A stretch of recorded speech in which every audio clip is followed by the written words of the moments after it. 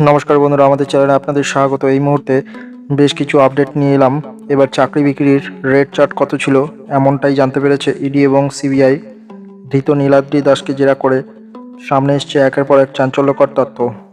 অর্থাৎ যে সংস্থা ওএমআর শিট তৈরি করতো নাইসা, তার অ্যাসিস্ট্যান্ট ডিরেক্টরকে কিছুদিন আগেই অ্যারেস্ট করেছে সিবিআই এবং ইডি। তার কাছ থেকে নিয়োগ দুর্নীতি সংক্রান্ত বেশ কিছু সূত্র এবং তথ্য জানতে পেরেছে ইডি। এবার সামনে এলো চাকরি বিক্রির রেট চার্ট। ধৃত নীলাদ্রি দাসকে জেরা করে সামনে আসছে একের পর এক চাঞ্চল্যকর তথ্য। ওএমআর শিট মূল্যায়নকারী সংস্থা নাইসার ভাইস প্রেসিডেন্ট নীলাদ্রি দাস সরকারি চাকরির রীতিমতো রেট চার্ট বানিয়ে ফেলেছিলেন। প্রাথমিকে শিক্ষক পদে চাকরির রেট চার্ট ছিল 10 লক্ষ টাকা। মোটর ভেহিকেলসে সাব ইন্সপেক্টর পদে চাকরির জন্য 12 লক্ষ টাকা। খাদ্য দপ্তরে ফুড সাব ইন্সপেক্টর পদে চাকরির জন্য 11 লক্ষ টাকা। জেলা শাসকের দপ্তরে চাকরির জন্য 7 লক্ষ।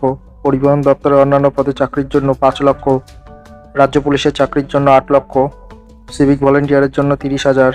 সেনাবাহিনীতে চাকরির জন্য 13 লক্ষ ও পুরসভায় ক্লার্কের চাকরির রেট ছিল 1.5 লক্ষ টাকা। 2019-এর গোড়াতেই সরকারি চাকরি বিক্রির রেট চার্টের কথা জানতে পারে সিআইডি। এরপরে রাজ্য পুলিশের গোয়েন্দাদের হাতে একে একে গ্রেপ্তার হয় নীলাদ্রি ও তার 9 সঙ্গী। পরে জামিনও পেয়ে যান নীলাদ্রি।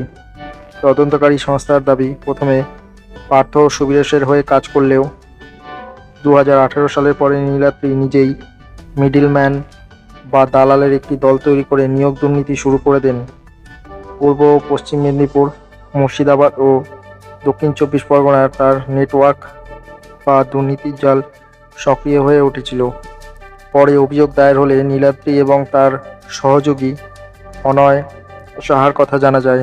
নীলাদ্রি ও অনয়কে সিআইডি গ্রেপ্তার করে 2019-এর মার্চে। এপ্রিলে কলকাতা হাইকোর্টে তারা জামিন পেয়ে যান। এখন একে একে বড় বড় মাথাদের গ্রেপ্তার করার ফলে যোগসূত্র খুঁজে পাচ্ছে সিবিআই এবং ইডি।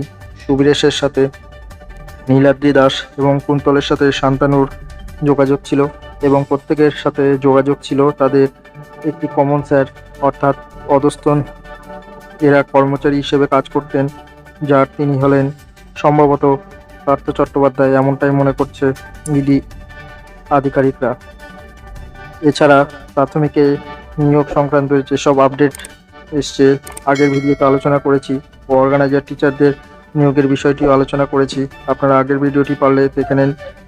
ভিডিওটি ভালো লাগলে লাইক করবেন, শেয়ার করবেন, চ্যানেলটি সাবস্ক্রাইব করে আমাদের পাশে থাকবেন। পরবর্তী আপডেট ভিডিওর জন্য অপেক্ষা করুন। নমস্কার।